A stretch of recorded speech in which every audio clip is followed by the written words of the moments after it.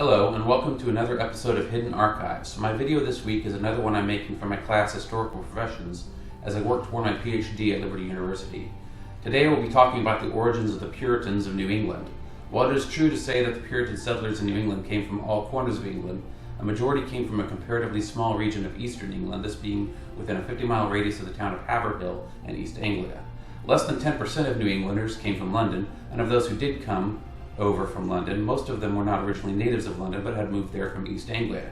Even those who migrated from elsewhere in England usually did so through East Anglian connections, with many of the migrating communities being led by ministers who had origins in East Anglia. According to David Hackett Fisher, throughout England there were scattered parishes where charismatic ministers led their congregations to Massachusetts, but these leaders were themselves often East Anglians. East Anglia was the nexus of the Puritan movement in England. The Puritans sought not to separate from the Church of England, but to change it from within or purify it. Patrick Collinson wrote that during this period one could be fined, imprisoned, or even executed for failure to attend the religious liturgical services of the Church of England, though execution was rare. He wrote, among Protestant dissenters or Puritans, out-and-out separation was rare, denounced by the majority who have left their opinions on record, and why immigration to the Low Countries or later America was often the only option available to those who did separate.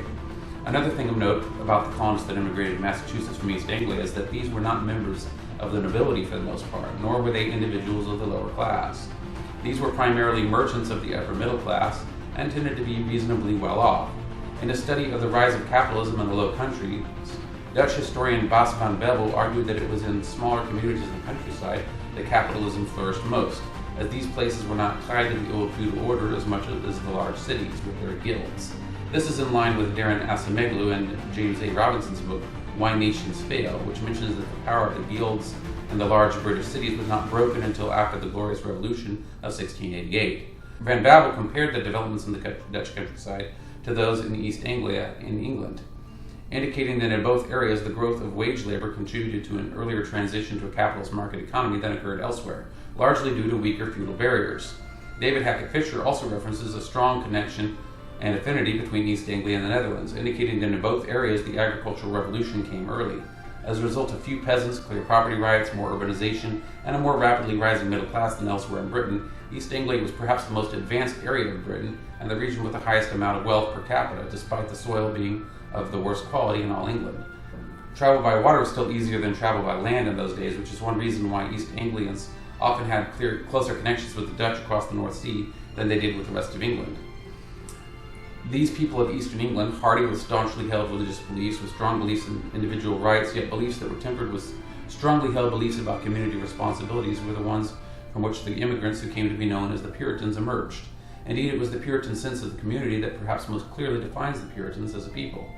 Amy Morris wrote of the Puritans that it has been argued that they were held together less by doctrinal unity than by common standards of behavioral orthodoxy and spiritual aspirations for the colony. Indeed, behavioral orthodoxy was extremely important in Puritan New England, where those belonging to churches other than the Puritan congregations were punished severely. Often those punished would be stripped of their clothing in the public square and flogged.